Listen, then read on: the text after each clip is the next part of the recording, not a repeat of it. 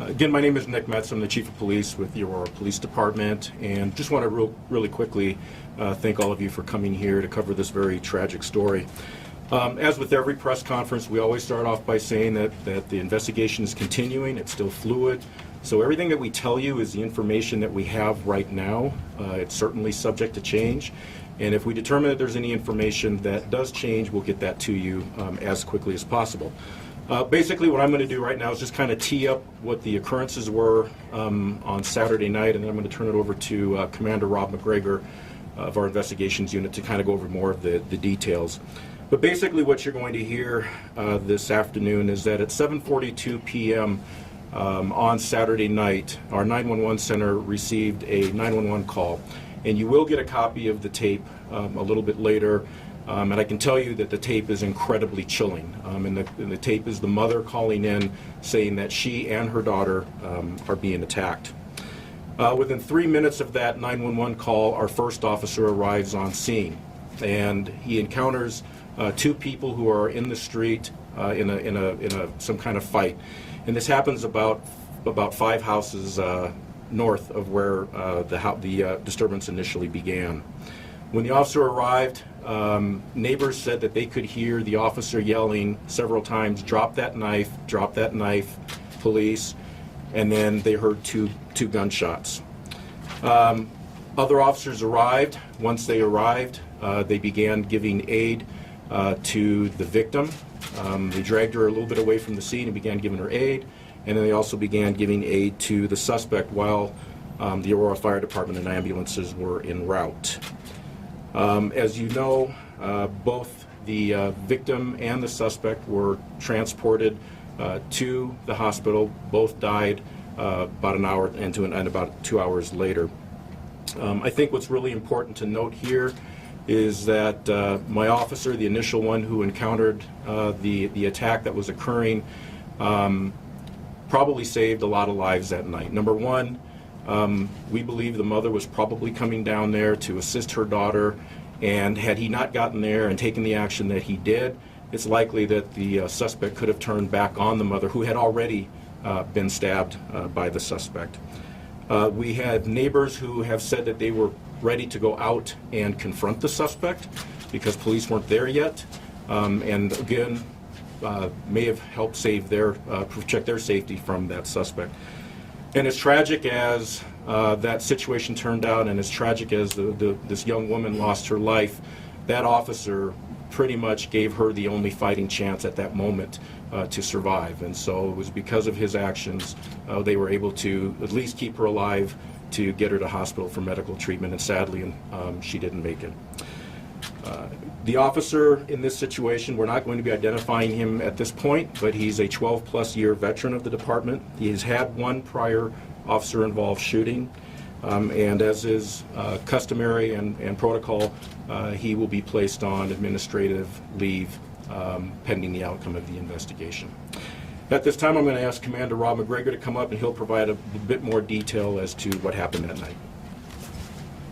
Thank you, Chief. Good afternoon. As the Chief explained, our officers were dispatched to 745 North Kenton Street regarding a domestic violence call where a weapon was being used. The incident began inside the residence.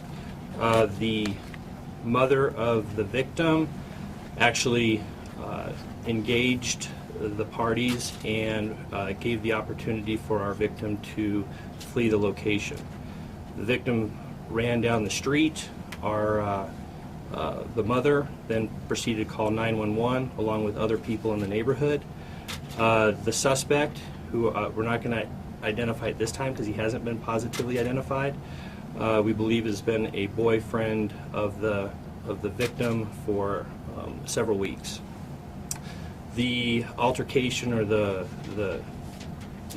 incident continues down the street where the suspect continues to stab our victim. The 911 call comes in. Our officers are responding on scene. They see the suspect over the victim. At that point, our officer tells the suspect to drop the knife, which he refuses to do so. and the officer discharges his weapon. And as the chief explained earlier, life-saving measures were attempted on both the victim and the suspect. And that's pretty much how the situation went down. A respondent scene. So we've got a House bill that's coming up where we have partnered up with the Denver Police Department.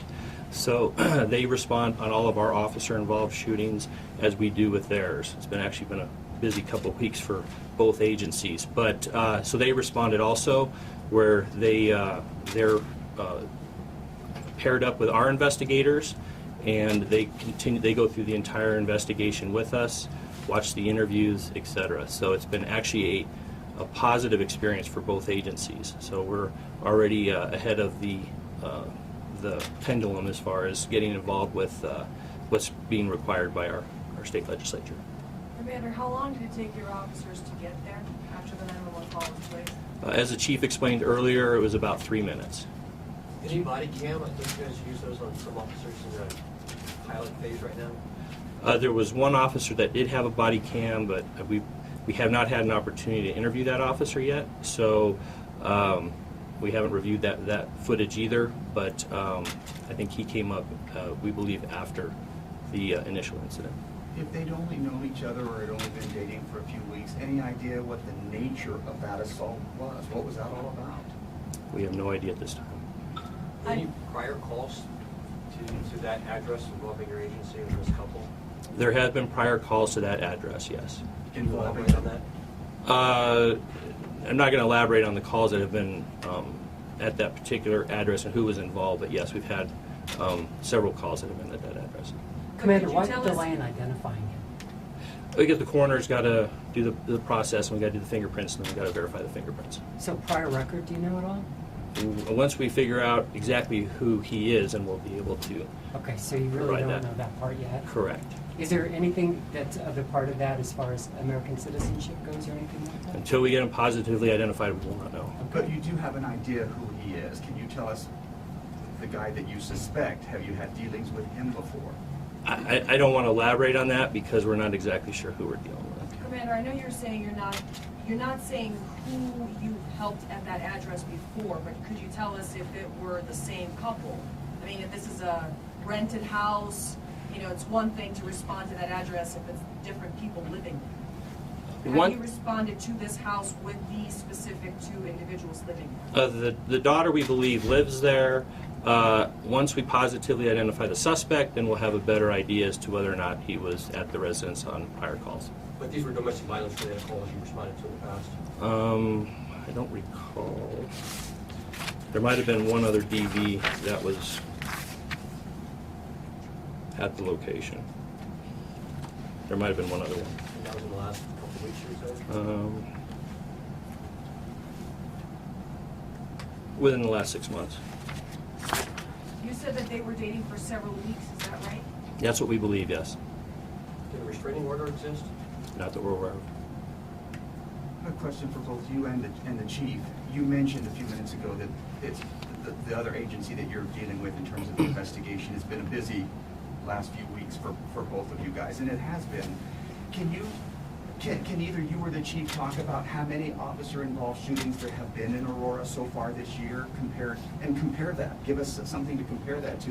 And then I wanted to ask too, are you guys seeing people out there becoming more violent? You wanna- Well, as far as the number of officer-involved shootings, I'm going to ask our PIO Sergeant Chris Amsler to get you that information so that we make sure everything that we give you is accurate. And again, because we have been doing joint investigations with Denver, we want to make sure that count is accurate. And I apologize, the second part of your question? Are you guys seeing suspects out there becoming more violent?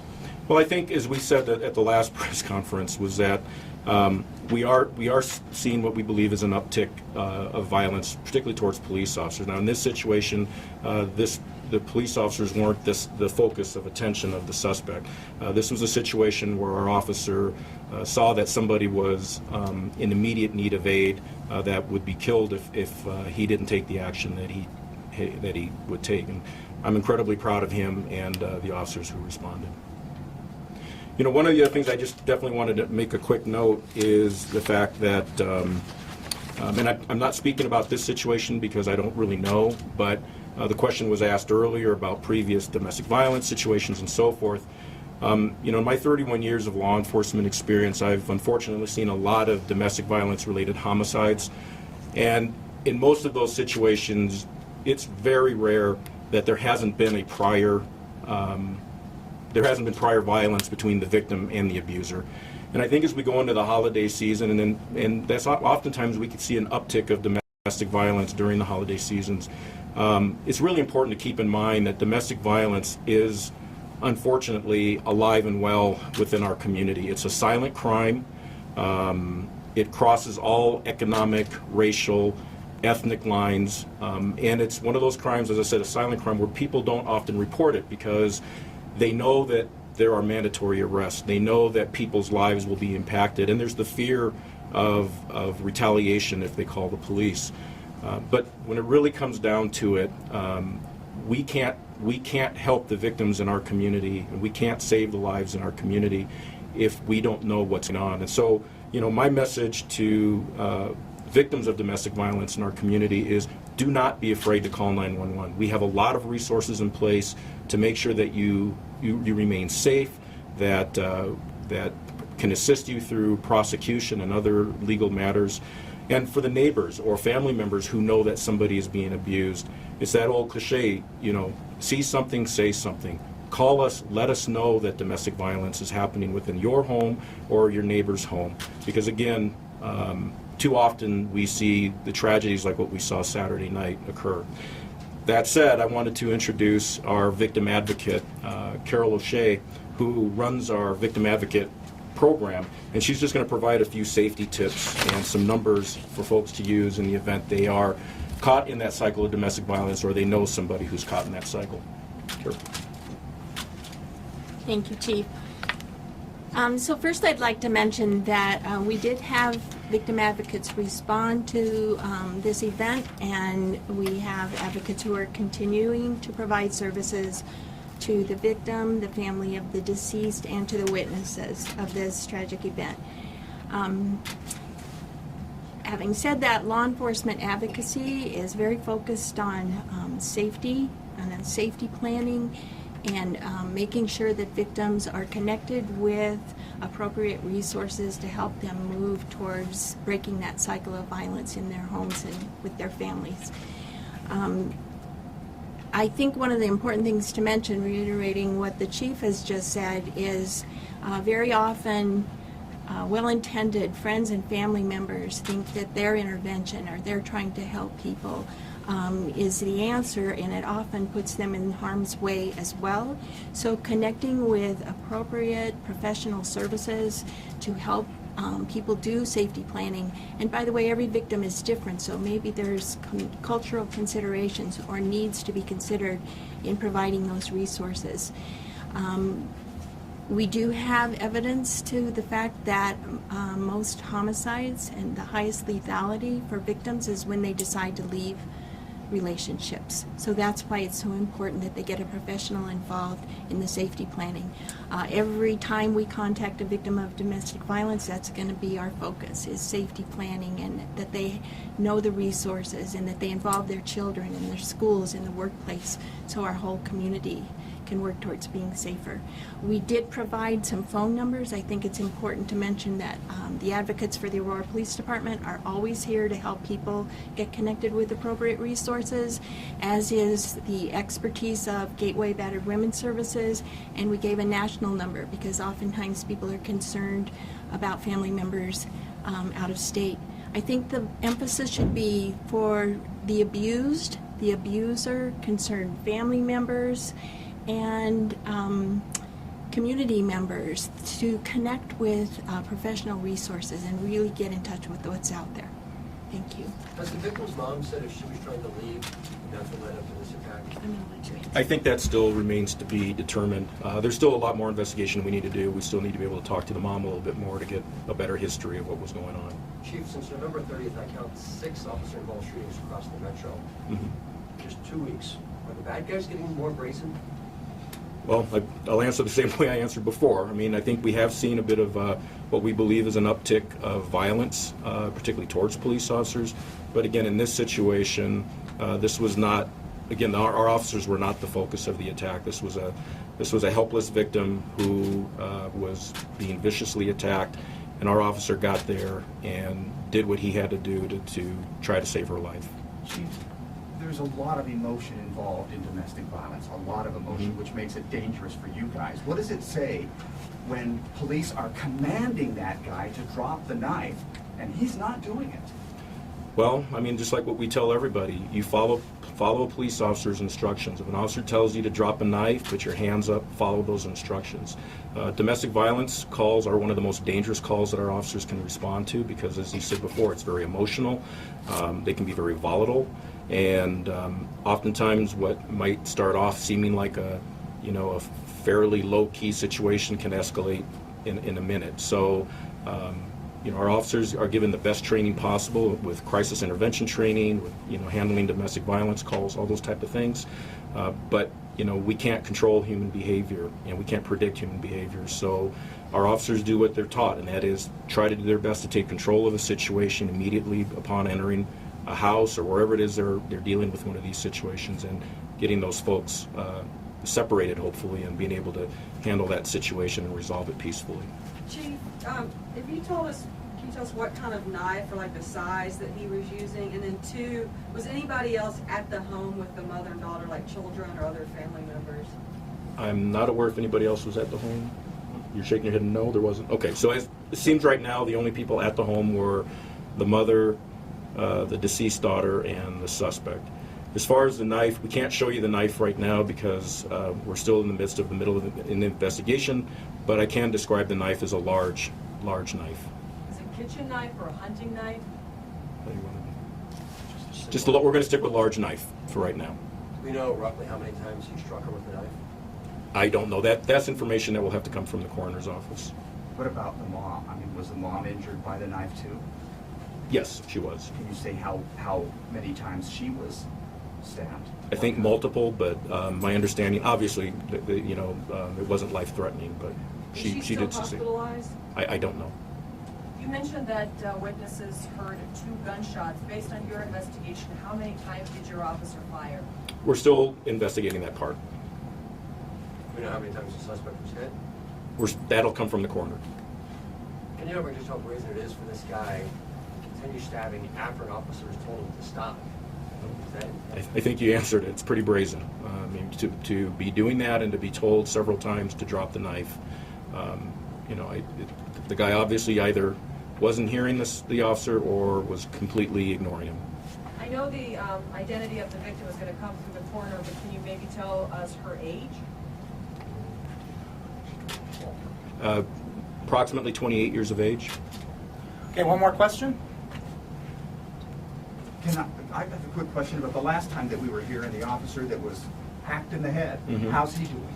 He's doing remarkably well. He's still out.